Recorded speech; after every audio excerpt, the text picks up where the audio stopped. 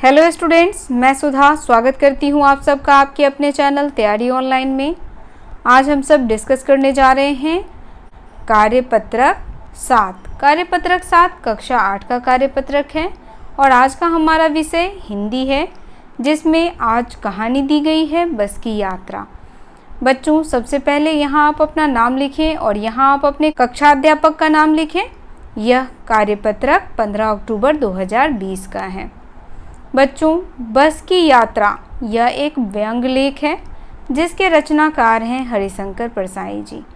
व्यंग लेख कहने का अर्थ है बच्चों ऐसी रचना जो हंसी मजाक से भरी हुई हो।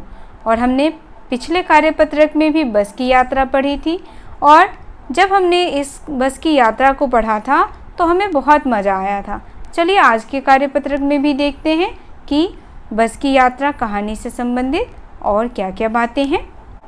पिछले कार्यपत्रक में हमने देखा लेखक जो थे वह किस प्रकार बस को देख करके परेशान हो रहे थे। उन्हें ऐसा लग ही नहीं रहा था कि यह बस चलेगी भी। जब बस पर बैठे थे तो ऐसा लग रहा था जैसे सभी जगह इंजन ही इंजन है और जो लोग उनको छोड़ने आए थे उनको देख करके ऐसा लग रहा था जैसे वो उन्हें अंतिम विदाई दे रहे हों और उनसे कह रहे हों कि कोई बात नहीं, जाने का कोई ना कोई कारण होता है, कोई ना कोई माध्यम होता है। तो चलिए अब देखते हैं आगे क्या कहा गया है इसमें। इंजन सचमुच स्टार्ट हो गया, ऐसा जैसे सारी बस ही इंजन है और हम इंजन के भीतर हैं। कांच बहुत कम बचे थे, जो बचे थे उनसे हमें बचना था। हम फौरन खिड़की से दूर सरक गए। इंजन चल रहा था, हमें लग रहा था कि हमारी सीट के नीचे इंजन है। बस सचमुच चल पड़ी और हमें लगा कि यह गांधी जी के असहयोग और सविनय अवज्ञा आंदोलन के वक्त अवश्य जवान रही होगी। उसे ट्रेनिंग मिल चुकी थी, हर हिस्सा दूसरे से असहयोग कर रहा था। पूरी बस सविनय अवज्ञा आंदोलन के दौर से गुजर रही थी। सीट का बॉडी से असहयोग चल रहा था। कभी लगता सीट बॉडी को छोड़कर आगे निकल गई है, कभी लगता सीट को छोड़कर बॉडी आगे भागी जा रही है। 8-10 मील चलने पर सारे भेदभाव मिट गए। यह समझ में नहीं आता था कि सीट पर हम बैठे हैं या सीट हम पर बैठी है। अब देखिए बच्चों, इस रोचक कहानी में और क्या क्या घटनाएं हुई। जब लेखक बस में बैठ गए और जब बस स्टार्ट हुई तो लेखक को ऐसा लगा जैसे जहां वो बैठे हैं उसके नीचे ही इंजन हो। और बस काफ़ी पुरानी थी, इसीलिए उसकी स्थिति भी खराब थी। बस में जो कांचें लगी हुई थी वो सभी टूटी फूटी थी।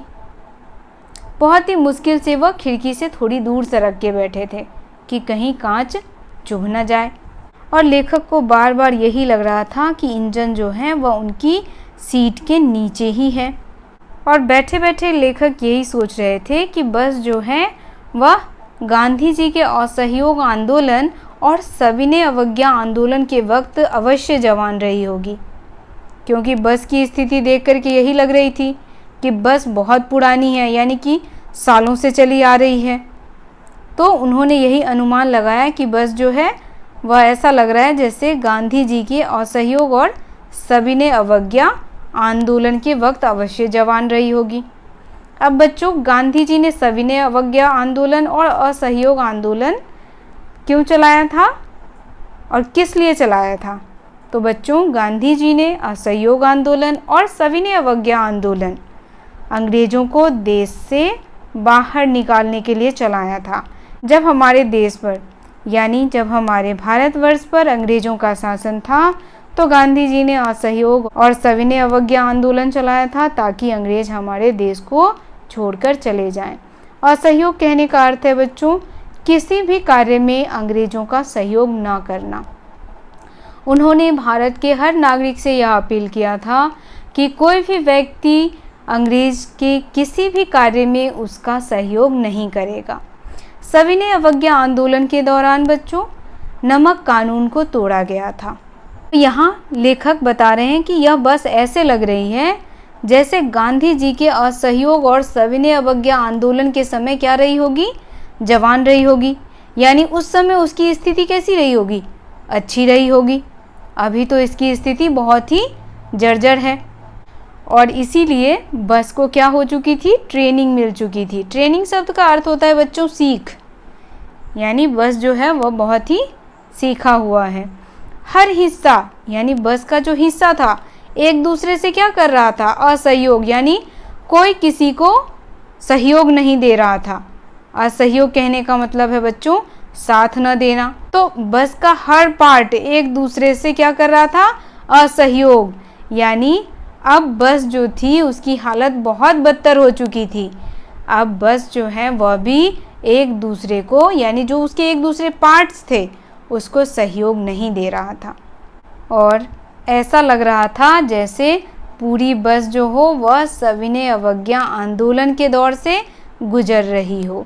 यहाँ सविनय अवज्ञा आंदोलन का प्रयोग क्यों किया लेखक ने? तो बच्चों सविनय अवज्ञा आंदोलन के समय गांधी जी ने अहमदाबाद से दांडी तक की यात्रा 78 लोगों के साथ पैदल की थी और दांडी पहुंच करके उन्होंने नमक कानून को तोड़ा था। तो यहाँ पे सविनय अवज्ञा आंदोलन बस के लिए की गई है क्योंकि बस भी बेचारा कैसे चल रहा था, बहुत ही आराम से। सीट का बॉडी से असहयोग चल रहा था। अब सीट न तो बॉडी को सहयोग कर रहा था न बॉडी सीट को सहयोग कर रहा था। कभी ऐसा लग रहा था जैसे बॉडी सीट को छोड़कर आगे निकल गया और कभी ऐसा लग रहा था जैसे सीट बॉडी को छोड़ करके अब भाग गई। यानी बस का कोई भी हिस्सा एक दूसरे को सहयोग नहीं दे रहा था चलने में। अब देखिए लेखक कहते हैं कि जब वह 8-10 मील चले तो यह भेदभाव भी मिट गया। यानी भेदभाव शब्द का होता है अंतर, यह अंतर भी मिट गया। अब लेखक को यह समझ नहीं आ रहा था कि सीट पर वो बैठे हैं या उनके ऊपर सीट है। ऐसी स्थिति बस की यात्रा के दौरान लेखक की हुई थी। तो चलिए बच्चों सबसे पहले हम शब्दार्थ देख लेते हैं। यहाँ देखिए सविनय अवज्ञा आंदोलन, गांधी जी द्वारा चलाया गया 1930 का आंदोलन। ट्रेनिंग शब्द का अर्थ होता है सीख, दौर, जमाना। असहयोग साथ न देना, भेदभाव, अंतर। अब हम बस की यात्रा का प्रश्नोत्तर भी देख लेते हैं। पहला प्रश्न हमारा है, ऐसा जैसे सारी बस ही इंजन है और हम इंजन के भीतर बैठे हैं। लेखक को ऐसा क्यों लगा? बच्चों लेखक को क्यों लगा कि सारी बस ही इंजन है और हम इंजन के भीतर बैठे हैं? तो चलिए इसका उत्तर देख लेते हैं। पहले प्रश्न का उत्तर होगा बच्चों, लेखक को ऐसा इसलिए लगा क्योंकि बस पूरी तरह खटारा थी। सीट से लेकर शीशे तक टूटे फूटे थे, इसीलिए लेखक को ऐसा लगा सारी बस ही इंजन है और हम इंजन के भीतर बैठे हैं, क्योंकि बस में कुछ बचा ही नहीं था। दूसरा प्रश्न देखिए, सविनय अवज्ञा आंदोलन 1930 में महात्मा गांधी के नेतृत्व में अंग्रेजी सरकार से असहयोग कर स्वाधीनता प्राप्त करने के लिए किया गया था। इसमें अंग्रेजी सरकार के साथ असहयोग न करने की भावना थी। लेखक ने सविनय अवज्ञा का उपयोग बस के संदर्भ में क्यों किया है, समझकर बताइए। तो चलिए इसका उत्तर भी देख लेते हैं।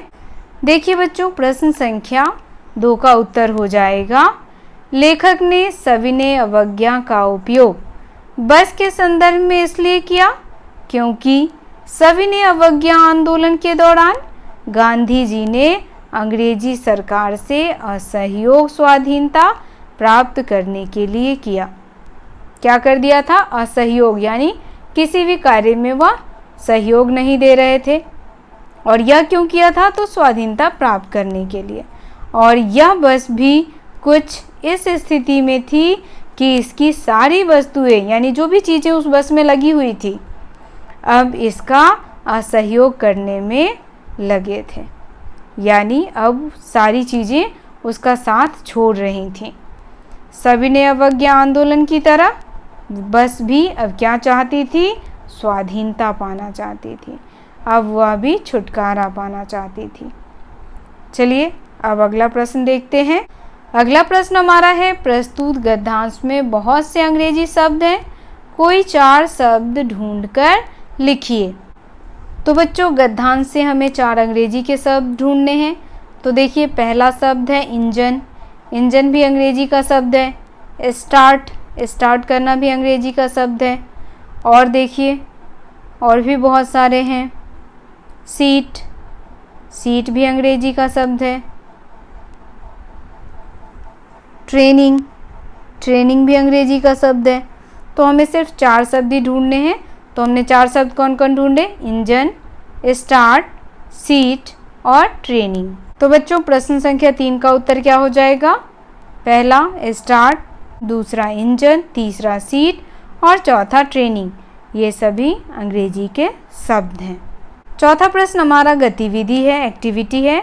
असहयोग आंदोलन व सविनय अवज्ञा आंदोलन के बारे में जानकारी एकत्रित करके लिखिए। इस गतिविधि में आप अपनी इतिहास की पुस्तक व अपने बड़ों की सहायता ले सकते हैं। तो चलिए इसका उत्तर भी देख लेते हैं। प्रश्न संख्या 4 का उत्तर हो जाएगा बच्चों, असहयोग आंदोलन गांधी जी के नेतृत्व में चलाया जाने वाला यह प्रथम जन आंदोलन था। इस आंदोलन के माध्यम से सभी भारतीयों से यह आग्रह किया गया कि वे सभी अंग्रेजी सरकार के साथ सभी ऐच्छिक संबंधों का त्याग करें, जैसे स्कूलों, कॉलेजों, न्यायालयों और कर यानी कि टैक्स इत्यादि। इन सारी चीज़ों का वो क्या करें? त्याग कर दें। असहयोग करना यानी कि सहयोग ना करना। सविनय अवज्ञा आंदोलन के बारे में देख लीजिए। तो 1930 में गांधी जी के नेतृत्व में सविनय अवज्ञा आंदोलन की शुरुआत की गई थी, जिसका प्रारंभ गांधी जी के प्रसिद्ध दांडी मार्च से शुरू हुआ। 12 मार्च 1930 में साबरमती से गांधी जी के नेतृत्व में 78 सदस्यों के साथ आरंभ हुआ ये यात्रा और 6 अप्रैल 1930 दांडी पहुंचकर प्रातः काल महात्मा गांधी ने समुद्र तट पर नमक बनाकर कानून भंग किया। तो यह था बच्चों सविनय अवज्ञा आंदोलन। अब यहाँ देखिए नोट दिया हुआ है। नोट में क्या दिया हुआ है इसे हमें अवश्य पढ़ना चाहिए। जैसा कि आपने पहले कार्यपत्रक में पढ़ा कि यह पाठ हरिशंकर प्रसाई द्वारा रचित एक व्यंग है। व्यंग्यात्मक लेख या पाठ को यदि एक साथ ही पूरा पढ़ा जाए तो उसका पूरा आनंद लिया जा सकता है। आप अपनी वसंत की पुस्तक से पाठ को एक बार में पूरा पढ़ सकते हैं। तो बच्चों अगर आप बस की यात्रा व्यंग को एक बार में पूरा पढ़ना चाहते हैं तो आप अपनी पुस्तक वसंत में से इस पाठ को पूरा पढ़ सकते हैं। तो बच्चों ये वर्कशीट यहीं समाप्त होता है। मिलते हैं अगले वर्कशीट में। वर्कशीट आपको कैसा लगा कमेंट करके बताइए। अगर आप हमारे चैनल पर नए हैं तो आप हमारे चैनल को सब्सक्राइब कर लें, बेल आइकन को दबाएं ताकि सभी नोटिफिकेशन आप तक पहुंचता रहे। वीडियो को लाइक करें और अपने दोस्तों के साथ इसे शेयर अवश्य करें ताकि उन्हें भी वर्कशीट नंबर 7 को सॉल्व करने में हमारी वीडियो से हेल्प मिल सके। तो मिलते हैं अगले वर्कशीट में। आप सबका धन्यवाद।